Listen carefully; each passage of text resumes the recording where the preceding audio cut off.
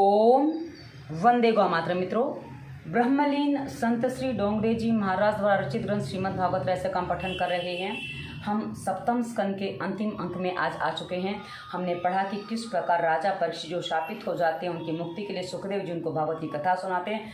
कथा में हमने सृष्टि की उत्पत्ति देखी, मनु महाराज को सौंप दी गई। उसके बाद मनु महाराज को की वंशावली हमने पढ़ी और पिछले अंकों में हमने वृत्तासुर के बारे में पढ़ा और अजामिल का आख्यान पढ़ा, ध्रुव का आख्यान पढ़ा और पिछले अंकों में जो हमने लास्ट में पढ़ा है भक्त प्रहलाद का आख्यान, उसी को पढ़ा सुनते सुनते जो नारद जी युधिष्ठिर महाराज को सुनाते हैं उसमें हमने जाना कि किस प्रकार महाराज युधिष्ठिर विचार करते हैं कि मैंने आज तक ईश्वर के दर्शन नहीं किए, जबकि श्री कृष्ण तो सभा में उनके साथ होते हैं, हमेशा उनके साथ होते हैं। जब वो उनकी पत्नी याद करती हो वो आ जाते हैं और ऐसी स्थिति में उनको ऐसा लगता है क्योंकि उनको ये पता ही नहीं है श्री कृष्ण कौन है। और उसी अवस्था के बाद हमने देखा कि श्री कृष्ण का चरित्र कैसा है और हमने पढ़ा कि धर्म क्या है, धर्म का निरूपण कैसे होता है।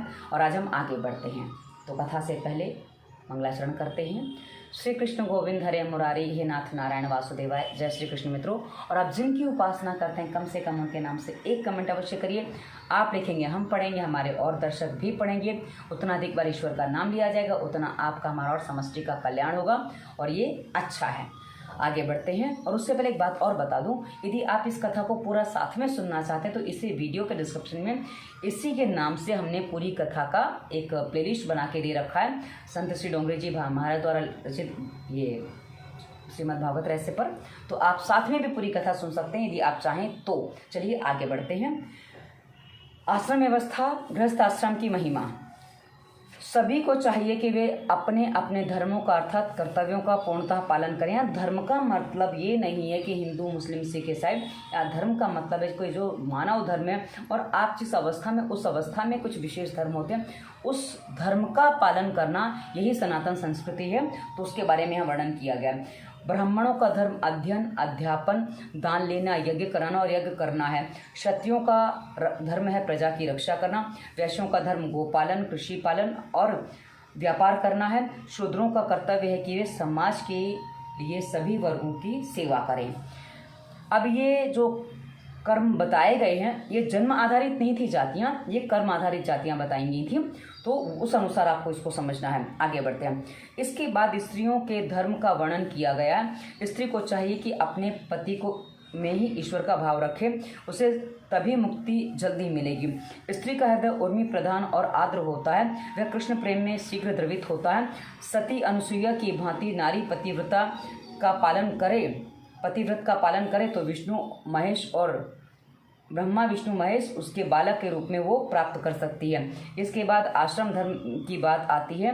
आश्रम 4 हैं। अब आश्रम की बात करने से पहले एक बात और बता दूं पति के बारे में कि जहाँ पति परमेश्वर होता है वहाँ पत्नी भी देवी होती है। ये भी हमारे शास्त्रों में मिलता है। जैसे राम के लिए आपने देखा, राम ने अपनी पत्नी को देवी ही माना है और उसी रूप में उनको देखते थे।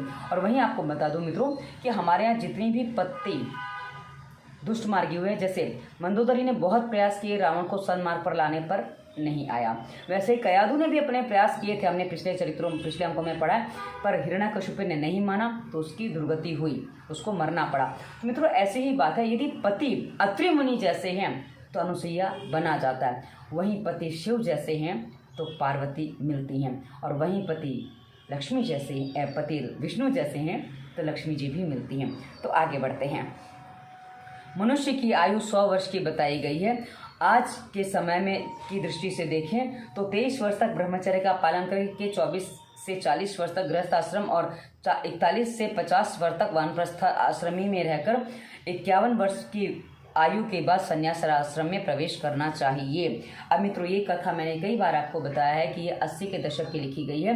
तो आज वर्तमान स्थिति जो है, क्योंकि उस समय जो 24, 23, 24 साल की आयु बताई गई है वो काम आज, क्योंकि मेरे पास फ़ोन कॉल आते हैं, मैसेजेस आते हैं, मुझे पता है कि आजकल वो काम बच्चे 12-14 साल की आयु में ही करना आरंभ कर देते हैं, इसलिए उनका ठीक से विकास नहीं हो पाता, इसलिए उनका गुस्सा, तनाव, न जाने क्या क्या बढ़ जाता है और शरीर दुबला पतला रह जाता है, ठीक से विकास नहीं होता उस कारण से। तो यदि आप ये स्थिति में हैं तो आधी उम्र भी हो गई, क्योंकि जहाँ 25 साल की आयु तक जो चीज़ करनी थी आपने 12-14 में आरंभ कर दिया तो उतनी ही जल्दी आपकी आयु भी क्षीण हो जाती है। इसलिए बचाव अपना हमारे हाथ में होता है। तो आजकल तो पूरी स्थितियाँ ही बहुत बिगड़ गई हैं, तो ये बात तो वहाँ लागू नहीं होती है, पर हाँ फिर भी आप प्रयास ये करिए जितना अपने आप को बचा सकें। फिर भी 40 35-40 के आसपास अपनी, लेकिन आजकल 35-40 तक तो करियर ही नहीं बन पाते लोगों के, वो भी समस्या है कि सारी स्थितियाँ बहुत विचित्र हैं। तो आगे बढ़ते हैं। कथा के अनुसार ब्रह्मचर्य आश्रम वृद्धि है तो गृहस्थ आश्रम क्षय है। ब्रह्मचर्य आश्रम यानी कि जो हम ब्रह्मचर्य आश्रम का जो पालन करते हैं ना, उसमें क्या होता है ना, मनुष्य का विकास होता है, अच्छा मजबूत बनता है, किंतु गृहस्थ आश्रम में वही क्षय आरंभ होता है। वानप्रस्थ आश्रम में संयम बढ़ाकर फिर शक्ति प्राप्त करनी होती है और शक्ति का गुणाकार करना होता है। संन्यास आश्रम में भागाकार, उस संन्यास आश्रम में शक्ति का भाग होता है, यानी कि उसको डिवाइड हो जाती है। नैष्ठिक ब्रह्मचारी हमेशा के लिए ब्रह्मचर्य का पालन ही करता है।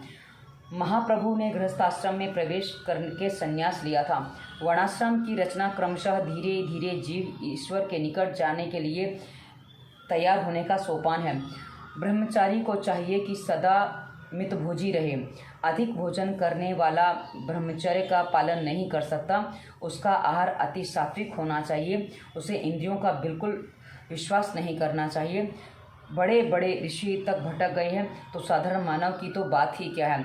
भगवान भागवत में कहा गया है कि जो ब्रह्मचर्य का पालन करता है उसे नारी का सहवास छोड़ना होता है, यानी कि उसे नारी का सहवास जो पुरुष करता है, और वहीं स्त्री के लिए भी है कि जो स्त्री करती है उसको पुरुष का सहवास छोड़ना होता है। और मित्रों एक बात बता दूं, पति पत्नी का संबंध केवल एक क्रिया के लिए नहीं, वो क्रिया जीवन का हिस्सा, वो संतानोत्पत्ति के लिए आवश्यक है। उसके अलावा आप देख सकते हैं विदुर और सुलभा का जो उदाहरण हमने पढ़ा, कितनी अच्छा जीवन था उनका। ईश्वर की भक्ति भी करते थे और साथ में भी रहते, तो उसमें कोई आपत्ति नहीं है। तो वासना भोगने के अलावा भी पति पत्नी के बहुत सारे कार्य होते हैं जो समाज के लिए, अपने परिवार के लिए और अपने जीवन के लिए आवश्यक होते हैं। तो इसलिए बात ऐसे कही गई है। कामांध व्यक्ति अविवेकी हो जाता है, अतः सावधानी की आवश्यकता है। ज्ञानी भी कभी कभी मोहित हो जाता है, उसका सयानापन स्थायी नहीं रह पाता है। काम का मूल संकल्प है, लौकिक कामना के साथ बढ़ता है और अलौकिक कामना के साथ कम होता है। काम क्रोध को उत्पन्न करता है, एकांत में सताता है। एकांत में भजन करो, यानी कि जब एकांत में हो, कई बार एकांत में लोग गलत काम करते हैं, तो एकांत में यदि आप भजन करेंगे तो काम नहीं सताएगा। और आजकल के बच्चों के साथ ही अधिक होता है। जगत में सभी अनर्थ काम के कारण ही होते हैं, यानी कि जितने अनर्थ हैं अधिकांश काम के कारण होते हैं। काम यदि मर जाए तो समझो कि कन्हैया दूर नहीं है। जगत को देखने की दृष्टि परिवर्तित हो जाए तो काम का नाश होगा। संन्यास लेने से पहले गृहस्थ को चाहिए कि वह वानप्रस्थ धर्म का पालन करे और पवित्र ग्रंथों का अध्ययन करे। वैराग्य दृढ़ होने के बाद संन्यास लेना चाहिए। परमात्मा के लिए सभी सुखों का न्यास त्याग करना ही संन्यास है। प्रहलाद और दत्तात्रेय का एक प्रसंग है। दत्तात्रेय ने प्रहलाद से पूछा, आप कोई सुख चैन से तो रहते नहीं हैं, फिर भी इतने हुष्ट-पुष्ट कैसे हो गए? तो दत्तात्रेय ने उत्तर दिया, जगत में किसी भी जड़ पदार्थ को आनंद नहीं है, सुख की इच्छा ही दुख है। यानी कि जो हम सुख पाने की चाह रखते हैं, जिस तरह हम सुख पाने की चाह रखते हैं, वही हमारा दुख है। मुझ में समाहित आत्मानंद का ही मैं उपभोग करता हूँ। मैं अपना आनंद अपने आत्मस्वरूप में ही प्राप्त करता हूँ। प्रारब्ध को भुगत कर पूरा करता हूँ। मेरी आत्मनिष्ठा दृढ़ है। मेरे 2 गुरु हैं। पहला गुरु है मधुमक्खी की भांति लोग भी बहुत कुछ कष्ट झेलकर बहुत सारा धन एकत्रित करते हैं, किंतु मधुमक्खी के शहद की भांति उस धन का उपभोग वे नहीं कर पाते, यानी कि उनका उपभोग कोई और करता है। जैसे मधुमक्खी का शहद कोई और प्रयोग करता है, वैसे ही मनुष्य के धन का भी प्रयोग कोई और करता है। और मेरा दूसरा गुरु है अजगर। उसी की भांति मैं निश्चेष्ट पड़ा रहता हूँ और प्रारब्ध योग से जो भी मिल जाए उसी में संतुष्ट रहता हूँ। इन दोनों गुरुओं से मुझे वैराग्य और संतोष का नियम प्राप्त हुआ है। एक ही स्थान पर बैठकर सतत ब्रह्म चिंतन करता हूँ, जिससे मन में विक्षेप आए ऐसे व्यवहार से मैं दूर रहता हूँ और ओंकार का सतत जप करता रहता हूँ। अब आती है गृहस्थ धर्म की कथा। पति पत्नी सावधानी पूर्वक पवित्र जीवन जिएं तो संन्यास आश्रम जैसा ही आनंद गृहस्थ आश्रम में भी मिल सकता है। पवित्र जीवन जीने वाले दंपति साधु संतों की सेवा करके परमात्मा को पुत्र रूप में प्राप्त कर अपनी गोद में उनका पालन करेंगे, जबकि संन्यास मात्र बाह्य चिंतन में ही लीन होगा। मतलब सन्यासी केवल बाहर का चिंतन कर सकता है और जो गृहस्थ आश्रम होता है ना मित्रों, आपको बताऊँ मनु शतरूपा ने तपस्या की थी, तब उन्होंने जो तपस्या की, दोनों ने पति पत्नी ने साथ में की थी, तो उन्होंने ईश्वर को वरदान में जब प्रकट हुए तो वरदान मांगा, तो उन्होंने कहा मुझे आप जैसा पुत्र चाहिए। तो विष्णु जी ने कहा अपने जैसा पुत्र कहाँ ढूंढने जाऊँ, मैं ही आपके पुत्र रूप में आऊँगा। तो उसी के रूप में राम जी आते हैं, कृष्ण जी आते हैं और एक वामन अवतार, वामन भगवान आते हैं, ये उसी रूप में आते हैं। तो ये स्थिति है मनुष्यों की। इस तरह भी मनुष्य ईश्वर को अपनी गोद में खिला सकते हैं, ये भी एक विधि है। आगे बढ़ते हैं। गृहस्थावस्था में यह ध्यान में रखना चाहिए कि पति पत्नी काम भोग का नहीं, धर्म का साधन है। पत्नी को गृहस्थाश्रम की सहायिका है। पत्नी संग सत्संग बने तभी गृहस्थाश्रम दिव्यता धारण करता है। गृहस्थ को धर्म ही बनाए रखता है। सन्यासी ही गृहस्थ के आंगन में आता है, अतः गृहस्थ आश्रम श्रेष्ठ है। पति और पत्नी दोनों सुपात्र हों तो धर्म पालन हो सकेगा। गृहस्थ आश्रम सर्वश्रेष्ठ है। गृहस्थ को सावधान रहना चाहिए कि कहीं उससे पापाचार न हो जाए। उसे भीतर से अनासक्त रहकर बाहर से सभी से प्रेम करना चाहिए। जो पात्र में थाली में वही कुछ अपना नहीं है, किंतु जो पेट में समा सकता वही उतना ही अपना है। और पेट में भी जो गया है उसमें से जितना पच पाया है, जिसका पोषण मिल पाया उतना ही अपना है, कि बाकी तो कीट रूप में यानी कि मल के रूप में बाहर निकल जाता है, जो औरों के काम आता है। गृहस्थाश्रमी को ना तो अधिक कठोर होना चाहिए और ना ही अधिक सरल होना चाहिए। स्त्री से अधिक ममता ना रखे। स्त्री के अधीन रहना अयोग्य है। आवश्यकता से अधिक जो स्त्री के अधीन रहता है उसे देखना पाप है। और यही स्त्री के लिए, पुरुषों के लिए कहा जाता है कि भाई पुरुष के अधीन नहीं रहना चाहिए। पुरुष को आवश्यकता से अधिक देखना वो भी पाप है, क्योंकि जब स्त्री इस मार्ग पर चलना चाहती तो उसके लिए भी वही बात लागू हो जाती है। ऐसा कहने का तात्पर्य, एक राजा था जो पशु पक्षी की भाषा भी जानता था। एक बार राजा रानी भोजन कर रहे थे तो एक चींटी ने भोजन का एक कण रानी की थाली में से उठाकर राजा की थाली में रख दिया। यह देखकर एक दूसरी चींटी ने उस चींटी से कहा, यह अधर्म है। राजा का उच्चिष्ट अन्न पुरुष को, स्त्री का उच्चिष्ट अन्न पुरुष को खिलाना अविवेक है। इन दो चींटियों की बात सुनकर राजा को हंसी आ गई। रानी ने हंसने का कारण पूछा तो राजा ने कहा, छोड़ो, इस बात को सुनोगी तो अनर्थ हो जाएगा। जिस महात्मा ने राजा को पशु पक्षी की बोली जानने की विद्या दी थी, उसने कहा था कि मैंने यह विद्या सिखाई तो है, किंतु तुम यह विद्या कभी भी किसी पर प्रकट नहीं करोगे और ना ही तुम किसी को सिखाओगे, अन्यथा तुम्हारी मृत्यु हो जाएगी। मृत्यु की स्थिति है यदि तुम किसी को इसके बारे में बताते हो तो। आगे बढ़ते हैं। तुम सुना नहीं सकते कि पशु पक्षी क्या कह रहे हैं। राजा ने पत्नी को समझाया, किंतु स्त्री जो था वह कहने लगी कि चाहे आपकी मृत्यु ही क्यों ना हो जाए, किंतु मैं यह बात जानना चाहती हूँ। राजा भोला और पत्नी के अधीन था, सो उसने कहा कि हम दोनों काशी चलेंगे, मैं वहीं तुम्हें सारी बात बताऊंगा।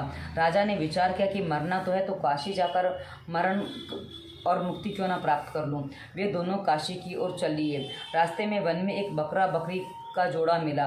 बकरी बकरा से कहने लगी कि कुएं के पास जाकर मेरे लिए हरी घास ले आओ, नहीं तो मैं डूब मरूंगी। बकरे ने समझाया कि मेरे पाँव फिसल जाएगा तो कुएं में गिरकर मैं मर जाऊंगा। बकरी ने कहा कि चाहे जो भी हो मैं तो घास खाऊंगी। तो बकरे ने तेवर बदल कर कहा, मैं इस राजा से जैसा मूर्ख नहीं हूँ कि पत्नी के बहकावे में आकर अपने प्राण अर्पण कर दूं।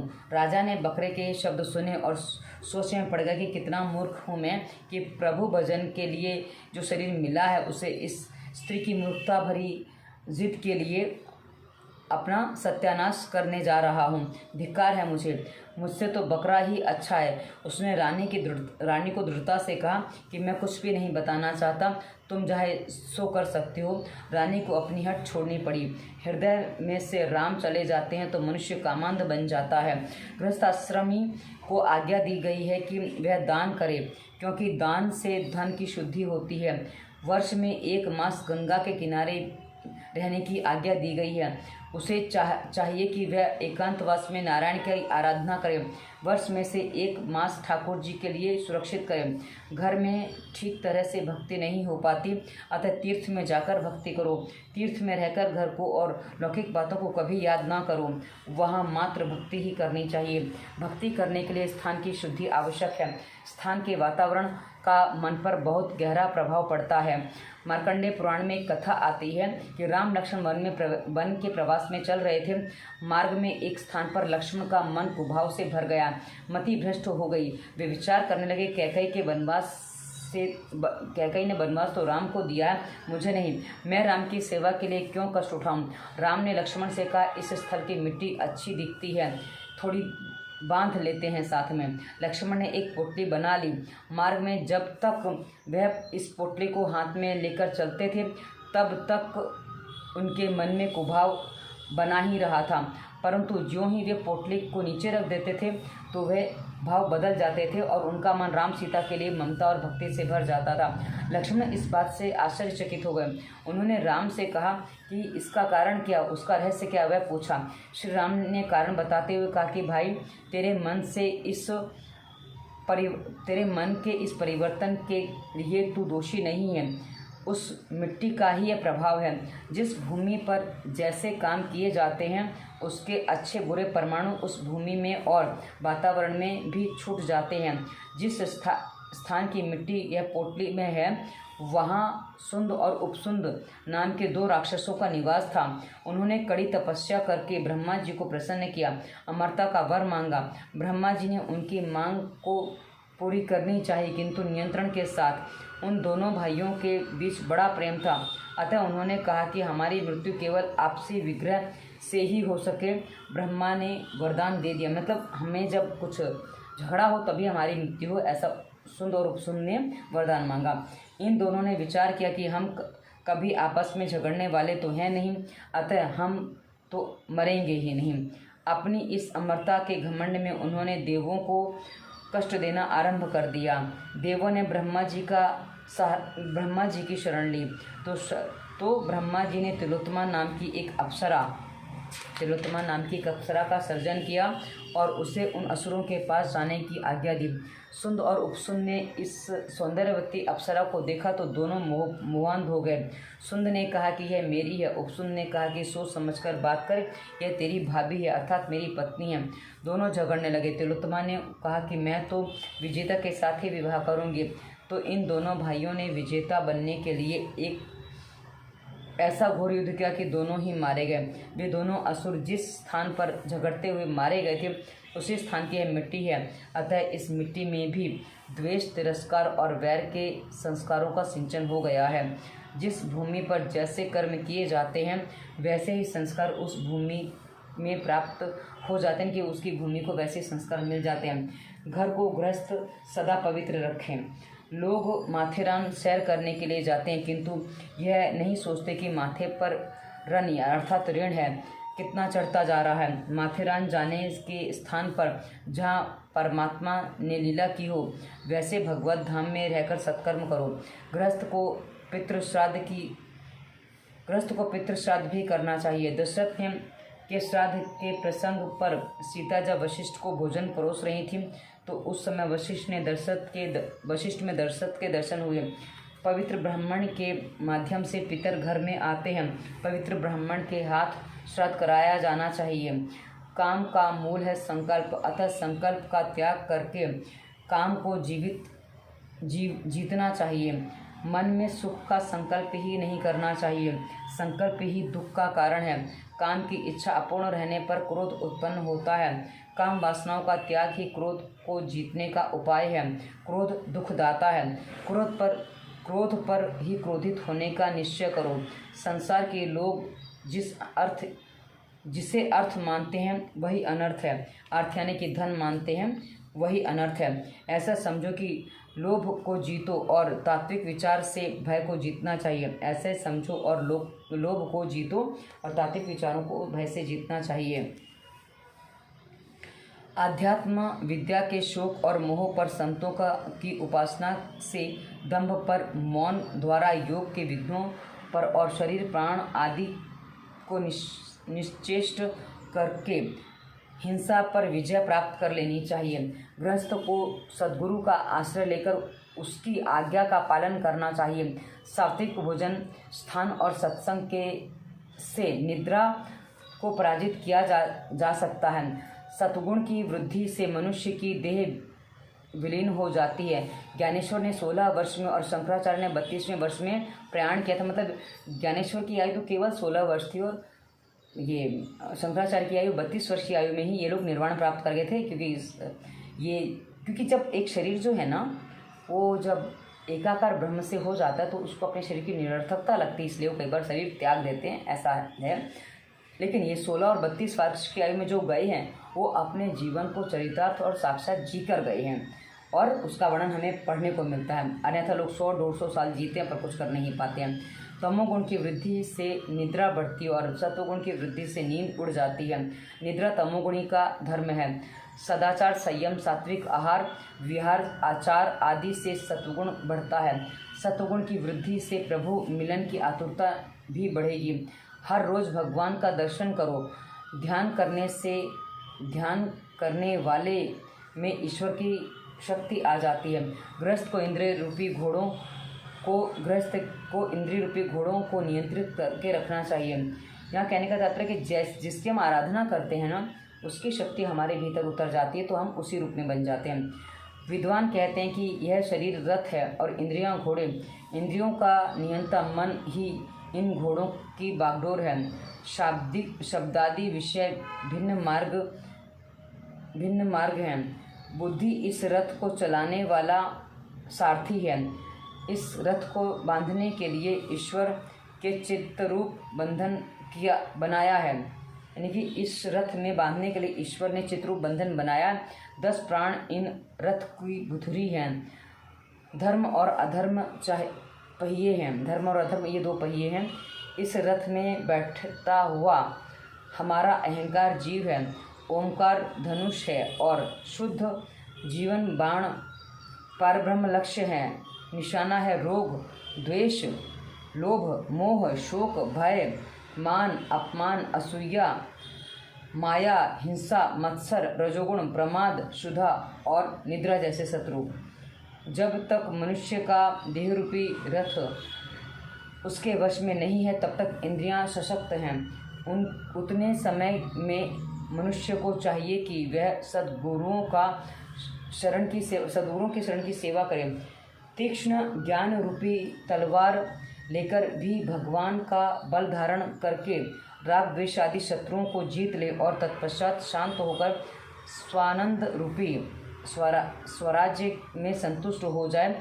शरीरस्थ को भी छोड़ देना चाहिए। मतलब शरीर में रहने की स्थिति आभास को भी छोड़ना चाहिए, क्योंकि जो समष्टि में ईश्वर को आभास करता है उसको फिर शरीर आभान नहीं रहता है। यदि ऐसा ना किया जा सका तो रथ में विराजमान प्रमादी जीव को उस दुष्ट इंद्रियों रूपी घोड़ों को बुद्धि रूपी सारथी अयोग्य मार्ग पर ले जाकर विश्रय रूपी चोरों के अधीन कर देगा।